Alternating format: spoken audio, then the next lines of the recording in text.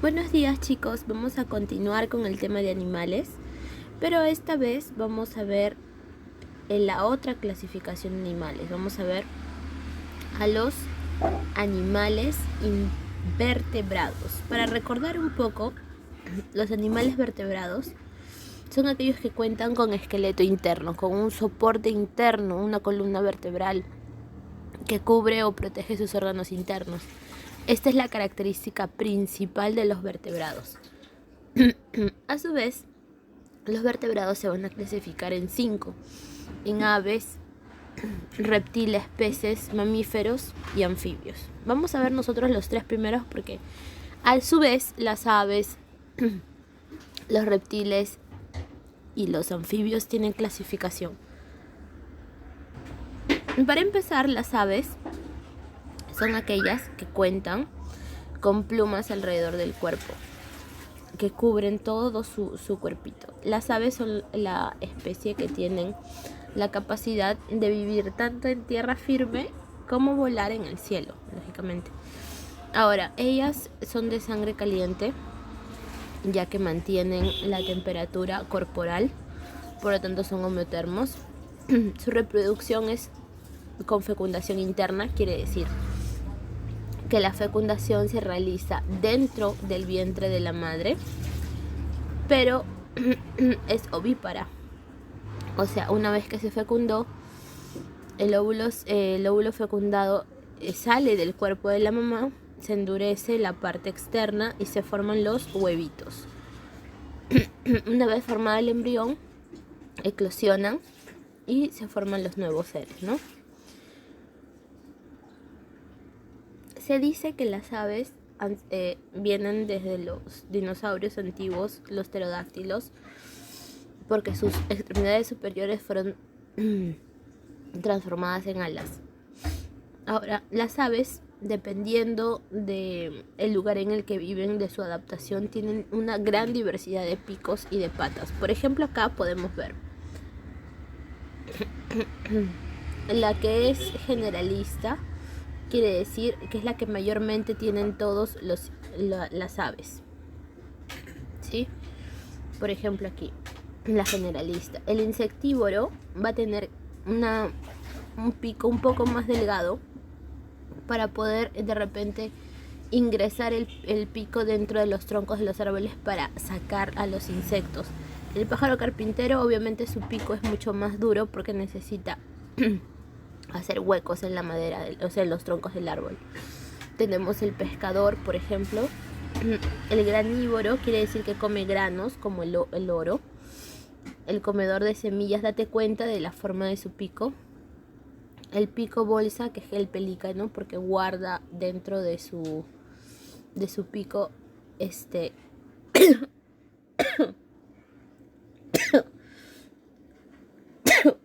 disculpen chicos, guardan dentro de su pico peces. Tenemos el buceador, tenemos el limícola, el filtrador, el carroñero, obviamente tiene que tener un pico súper afilado, y las aves de presa, que también tienen picos bien afilados.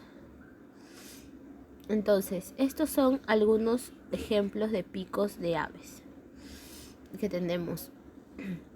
Y estos solamente son algunos. Luego tenemos tipos de patas también. Las anisodáctilas, que sirven para posarse en las ramas.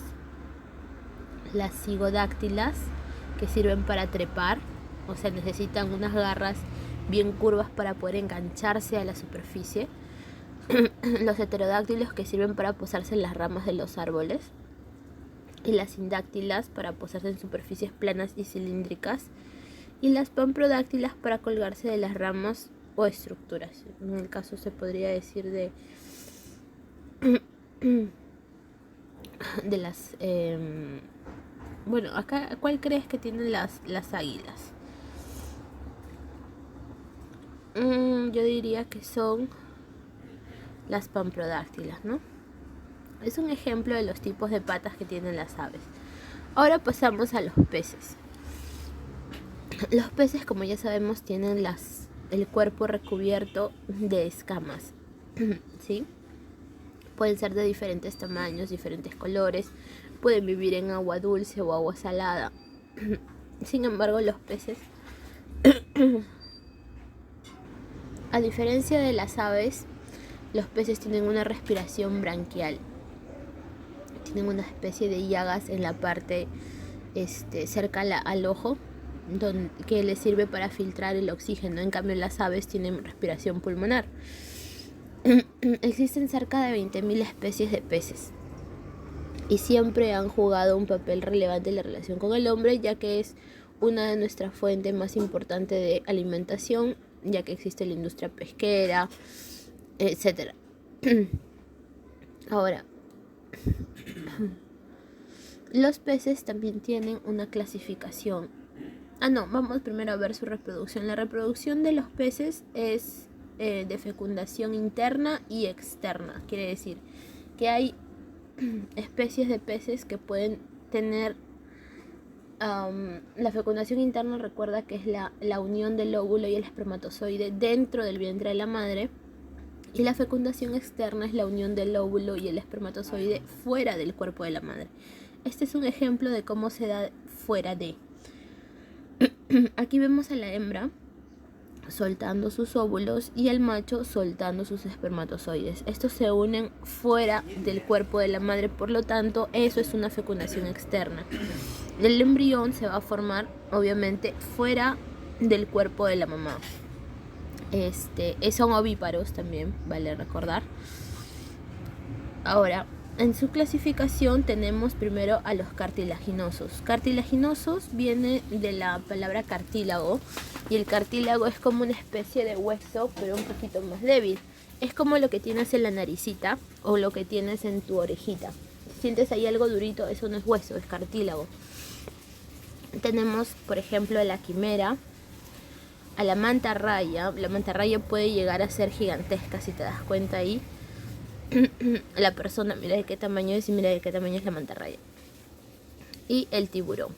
Estos son animales cartilaginosos, o sea, dentro de su estructura que soporta su cuerpo, por dentro es cartílago, no es hueso. ¿De acuerdo? Luego tenemos a los óseos, pero con aletas sin espinas. Tenemos, por ejemplo, a los peces pulmoneados y este pececito que ves a tu derecha es un pez colacante. Ahora, luego tenemos a los óseos, pero con aletas con espinas. Tenemos, por ejemplo, aquí al mero. Este de aquí feito que está con su boca abierta se llama mero. Tenemos el pez payaso y tenemos también a los esturiones. Este último es un esturión. Tenemos que recordar también que los pececillos son de sangre fría, quiere decir que su temperatura depende del medio en el que están, por lo tanto son heterotermos. Luego tenemos por último a los reptiles. Los reptiles vienen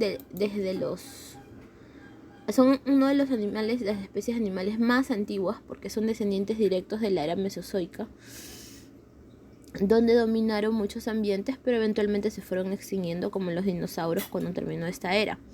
Sin embargo, estos son como que los descendientes más cercanos de los dinosaurios. Son tetrápodos, quiere decir que tienen 4 extremidades con las cuales se transportan.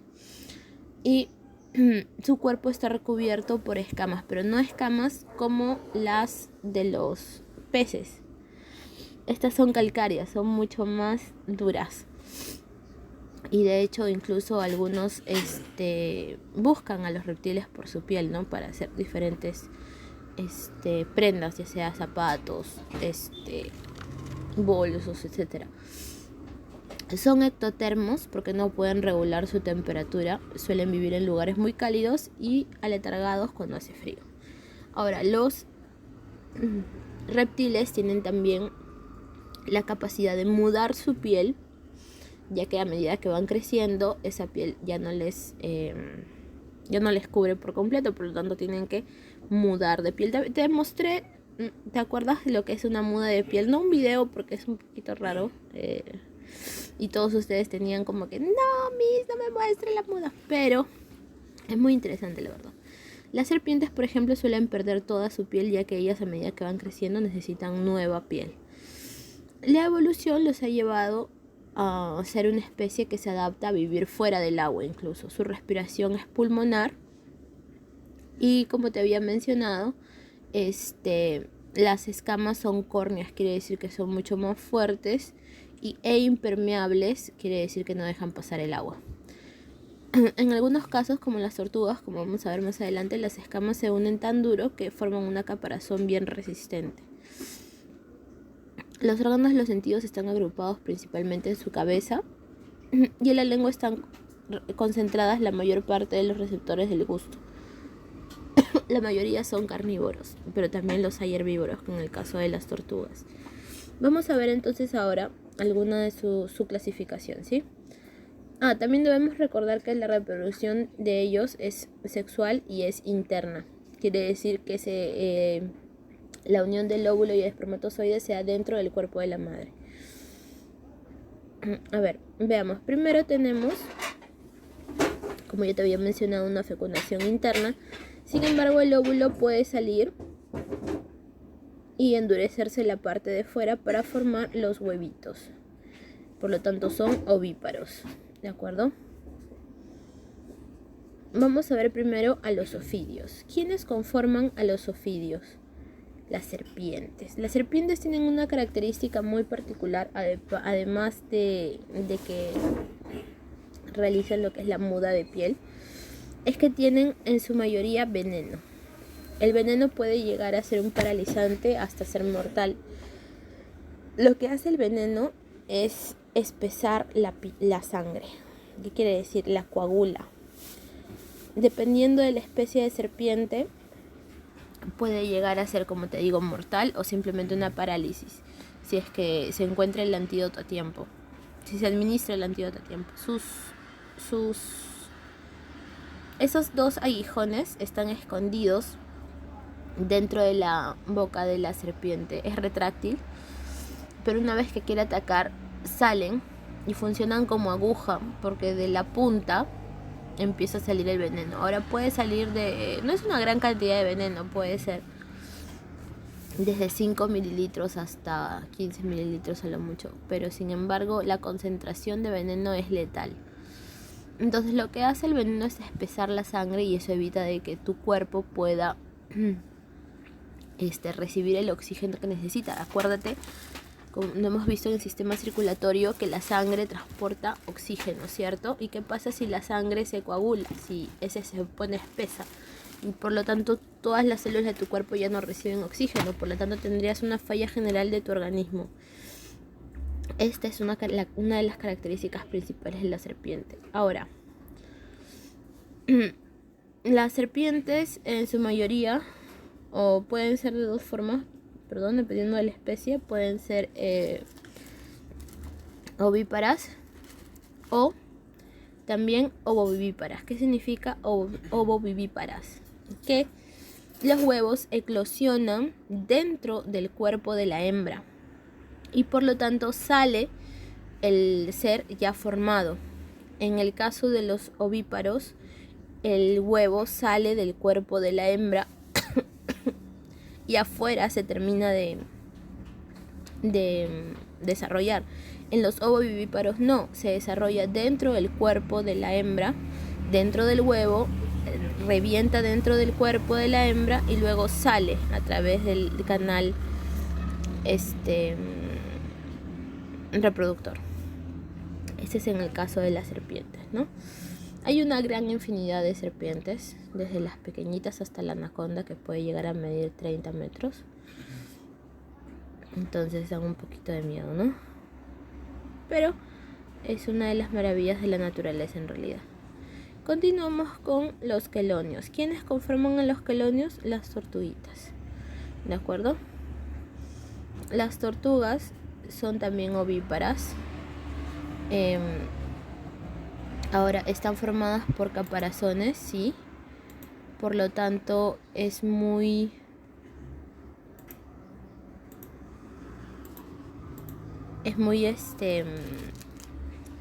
su caparazón protege sus órganos internos. Ahora la fecundación de ellos es interna también. Sin embargo, ellos por temporada de reproducción a veces dejan a sus huevitos en cierto lado y los huevitos solitos, ellos no se quedan ahí cuidándolos. Los dejan ahí y luego cuando ya eclosionan, los nuevos seres, las pequeñas tortuguitas, tienen que hacer un viajecillo hacia el mar para volver a encontrar a sus padres, ¿no? Luego tenemos a los saurios. Los saurios son las especies más emblemáticas, son las más antiguas, de las cuales provienen o son familiares lejanos de los dinosaurios, ¿no? Este de aquí te hace recordar algo de Jurassic Park, ¿te acuerdas? Muy parecido, ¿no? Todos ellos son tetrápodos, la mayoría come insectos. Sin embargo, también poseen ciertas cualidades camaleónicas para mimetizarse en el ambiente, ¿no? Como las características son las mismas, son sangre fría, son ovíparos, fecundación interna, reproducción sexual. Luego tenemos a los cocodrilos. Los cocodrilos son muy particulares porque ellos pueden vivir tanto dentro del agua como fuera de él, ¿sí? La cantidad de dientes que tienen es bastante larga, ya que ellos cazan o se alimentan de presas bastante grandes. Un método de caza de ellos es que atrapan a la presa de cualquier parte y luego las arrastran al agua y las empiezan a dar vueltas en el agua para ahogarlas en realidad, y luego se la van comiendo. Ese es el método de caza de los cocodrilos. Entonces, chicos, como el tiempo nos ganó porque es bastante larguito en realidad anfibios y mamíferos es un tema también bastante amplio, nos quedamos hasta ahí y la próxima clase vemos lo que es anfibios y mamíferos. Así que tengas un excelente día.